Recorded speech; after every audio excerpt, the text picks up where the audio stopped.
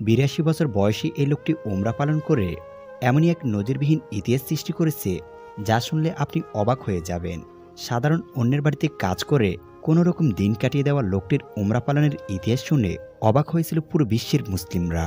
লোকটির নাম আব্দুল কাদের, বয়স ৮২ বছর, বসবাস করেন পাকিস্তানের বেলুচিস্তান প্রদেশে। থাকেন পরের জমিতে ধানের খড় দিয়ে ঘর বানিয়ে।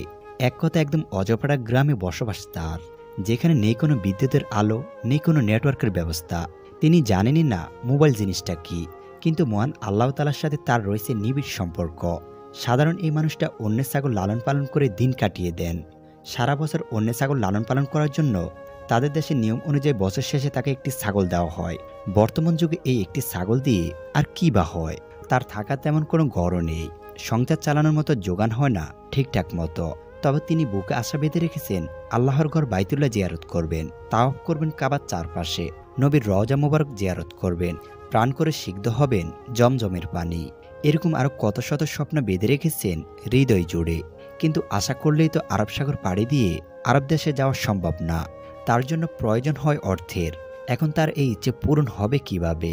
একজন রাখালের পক্ষে এটা তো একেবারে অসম্ভব। কিন্তু তিনি নিজ ইচ্ছা থেকে শুরু করলেন টাকা জমানো। কয়েক বছর অন্যের ছাগল লালন পালন করে কয়েকটি ছাগল জমালেন, যা বিক্রি করে বানালেন পাসপোর্ট। কিন্তু হজে যাওয়ার টাকা জমানো পর্যন্ত পাসপোর্টের মেয়াদ শেষ হয়ে যায়। পিছু না হটে মনে আশা নিয়ে আবারও ছাগল জমাতে থাকলেন তিনি। এবার দীর্ঘ ১৫ বছর ছাগল লালন পালন করে জমানো টাকা দিয়ে ওমরা পালনের টাকা জমিয়ে ফেললেন। কিন্তু এই টাকা দিয়ে নতুন পাসপোর্ট আর যাতায়াতের ভাড়া দিয়ে হাতে থাকবে সামান্য কিছু টাকা। নেই হোটেলে থাকার ভাড়া এবং খাওয়া দাওয়ার ব্যবস্থা। তারা এই সামান্য টাকা দিয়ে কোনো এজেন্সি তাকে হজে নিতে রাজি হননি। এরপর তিনি সত্যি সত্যি রমজান মাসে ৫০ লক্ষ মানুষের সাথে হজ পালন করেন। ৫০ লক্ষ মানুষের মধ্যে তিনি ছিলেন একেবারে আলাদা। তার নেই কোনো বন্ধুবান্ধব, নেই কোনো সাথী, ছিলেন না বাথরুম, এমনকি অজুখানার জায়গাটা পর্যন্ত। তিনি জানেন না আরবি ভাষাটা, কথা বলেন একেবারে আঞ্চলিক ভাষায়। আর সেখানে হেরামে থাকেন। ভাগ্যে খাবার যেটা জুটে সেটাই তার জন্য যথেষ্ট। অজু করবেন সে জায়গাটা পর্যন্ত তিনি চিনেন না। দোকান থেকে এক বোতল পানি কিনে কোনো রকম অজু সারলেন। এরপর একজন দেখিয়ে দিলেন অজুখানা ওই দিকে। খালি গায়ে সাদা একটা কাপড় জড়িয়ে সাদা শিপটা চলাফেরা, তার সহজ সরল ব্যবহার। এরপর একজন দুজন করে হজে যাওয়া মানুষদের নজরে আসেন তিনি।